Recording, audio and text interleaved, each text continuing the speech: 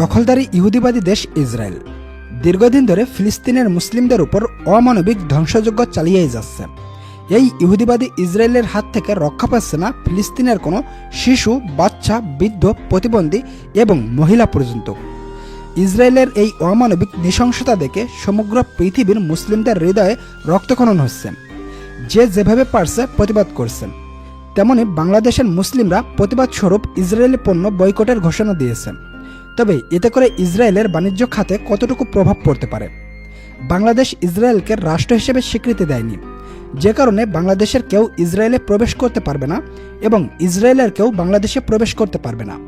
তবে এই বিষয়ে এতদিন ইসরায়েলিরা চুপ থাকলেও এখন তারা প্রতিক্রিয়া জানিয়েছে। বাংলাদেশে প্রবেশ নিয়ে ইসরায়েলিরা কি বলছেন সেটাই তুলে ধরবো আজকের এপিসোডে, এবং এর সাথে সাথে আপনাদেরকে আরও জানাবো বাংলাদেশে ইসরায়েলি পণ্য কোনগুলো, কিভাবে আপনি এক নজরে চিনে নেবেন ইসরায়েলি পণ্যগুলো, বাংলাদেশ সহ কোন কোন দেশ ইসরায়েলকে বয়কট করেছে এবং স্বাধীন রাষ্ট্র হিসেবে স্বীকৃতি দেয়নি।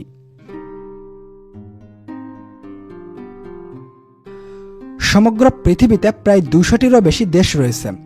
এই সমস্ত দেশের মধ্যে প্রায় 171টি দেশে ভিসা নিয়ে ইসরায়েলিরা প্রবেশ করতে পারে। তবে এর মধ্যে ইউরোপীয় ইউনিয়ন ও লাতিন আমেরিকার প্রায় সব দেশেই ভিসা ছাড়াই প্রবেশ করতে পারে ইসরায়েলিরা। বিশ্বের শক্তিশালী পাসপোর্ট সূচকে 20তম স্থানে আছে ইসরায়েলিরা। তবে ইসরায়েলি পাসপোর্ট যতটাই শক্তিশালী হোক না কেন, যে সমস্ত দেশ ইসরায়েলকে স্বীকৃতি দেয়নি ওই সমস্ত দেশে এই পাসপোর্ট নিয়ে ইসরায়েলিরা প্রবেশ করতে পারে না। তবে কোন কোন দেশ ইসরায়েলকে স্বীকৃতি দেয়নি সে সম্পর্কে ওয়ার্ল্ড স্ট্যাটিস্টিক্স সম্প্রতি একটি তালিকা প্রকাশ করেছেন। এই তালিকার মধ্যে তারা প্রায় 22টিরও বেশি দেশ উল্লেখ করেছেন, যার মধ্যে রয়েছে Algeria, Comoros, Djibouti, Iraq, Iran, Lebanon, Libya, Indonesia, Brunei, Oman, Qatar, Saudi Arabia, Somalia, Syria, Tunisia, Pakistan, Yemen, Malaysia, Morocco, Afghanistan এবং বাংলাদেশ। এই সমস্ত দেশ ইসরায়েলকে স্বীকৃতি দেয়নি, যে কারণে ইসরায়েলিরা এই সমস্ত দেশে যেতে পারে না। তবে এর মধ্যে মধ্যপ্রাচ্যের শুধুমাত্র সংযুক্ত আরব আমিরাতে ইসরায়েলিরা অন অ্যারাইভাল ভিসা সুবিধা পেয়ে থাকে। ওয়ার্ল্ড স্ট্যাটিস্টিক্স তালিকাটি প্রকাশ করার পর অবৈধ দখলদার বাহিনী তারা প্রতিক্রিয়া জানিয়েছে। তারা তাদের অফিসিয়াল এক্স অ্যাকাউন্টে শুধুমাত্র বলেছেন যে ঠিক আছে। নিমিষেই এই বক্তব্যটি নেট দুনিয়ায় ব্যাপকভাবে ভাইরাল হয়ে যায়। সম্মানীয় দর্শক, দীর্ঘ 1.5 বছরে প্রায় 55,000-এরও বেশি ফিলিস্তিনিকে শহীদ করেছেন অবৈধ দখলদার ইসরায়েলি বাহিনী, যে কারণে সারা বিশ্বের মুসলিম ও অন্যান্য ধর্মের বিবেকবান মানুষেরা ইসরায়েলের উপর যে যেভাবে পারছে প্রতিবাদ করছে। এর মধ্য থেকে বাদ পড়েনি বাংলাদেশও। বাংলাদেশের ধনী গরিব সকল স্তরের মানুষেরা প্রতিবাদ স্বরূপ ইসরায়েলি পণ্য বয়কটের ডাক দিয়েছেন। তবে এতে করে কতটুকু প্রভাব পড়তে পারে ইসরায়েলের অর্থনীতির উপর?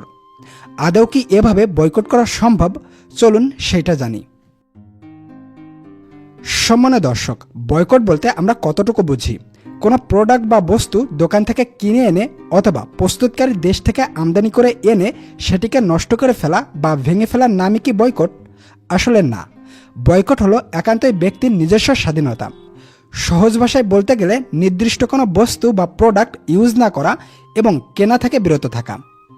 পণ্য বয়কট করে কি কোনো দেশ বা প্রতিষ্ঠানকে আর্থিকভাবে ক্ষতিগ্রস্ত করা সম্ভব? হ্যাঁ, সম্ভব। দেখুন, কোনো প্রতিষ্ঠান বা কোম্পানি পণ্য তৈরি করে সেটিকে ভোক্তা পর্যায়ে বিক্রি করে সেখান থেকে তারা লাভবান হয়।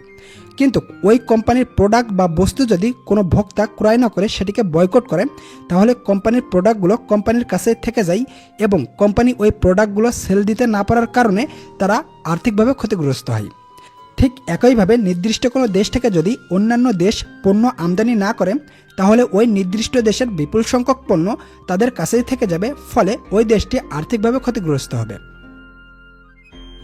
সম্মানীয় দর্শক, এখন চলুন আপনাদেরকে দেখিয়ে দিই কিভাবে আপনারা খুব সহজে চিনে নিতে পারবেন যে কোনটি ইসরায়েলি পণ্য আর কোনটি অন্যান্য দেশের পণ্য। দেখুন, ইসরায়েলি পণ্য চেনার খুব সহজ একটি মাধ্যম হচ্ছে বারকোড দেখে। প্রত্যেকটা দেশেরই একটা আলাদা আলাদা বারকোড থাকে। ঠিক তেমনই ইসরায়েলেরও একটি আলাদা বারকোড আছে, সেটা হচ্ছে 729। সো কোনো পণ্য কেনার আগে আপনি ওই পণ্যের স্টিকারের গায়ে যদি 729 দেখতে পান, তাহলে বুঝতে পারবেন যে এটি ইসরায়েলি পণ্য। বন্ধুরা, আপনারা যদি আরও ক্লিয়ারভাবে জানতে চান তাহলে অবশ্যই একটি অ্যাপস ডাউনলোড করে নিতে পারেন ফোনে। সেই অ্যাপসটির নাম হচ্ছে নো থ্যাঙ্কস। এই অ্যাপসটির মাধ্যমে আপনি খুব সহজেই কোনটি ইসরায়েলি পণ্য, কোনটি অন্যান্য দেশের পণ্য এটি জানতে পারবেন। সো ভিডিওটি শেষ করার আগে আপনাদেরকে একটা মেসেজ দিয়ে যেতে চাই, সেটি হচ্ছে আপনি যদি একজন মুসলিম হয়ে থাকেন তাহলে অবশ্যই ওই ফিলিস্তিন ভাই বোনদের জন্য মন খুলে দোয়া করুন এবং ওই দখলদার বাহিনীর যত রকম প্রোডাক্ট আছে আপনি সেগুলো বয়কট করুন এবং অপরকে বয়কট করতে উৎসাহিত দিন। ধন্যবাদ সবাইকে।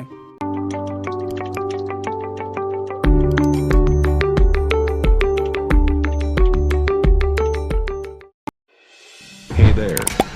Subscribe to my channel. And also press this bell icon.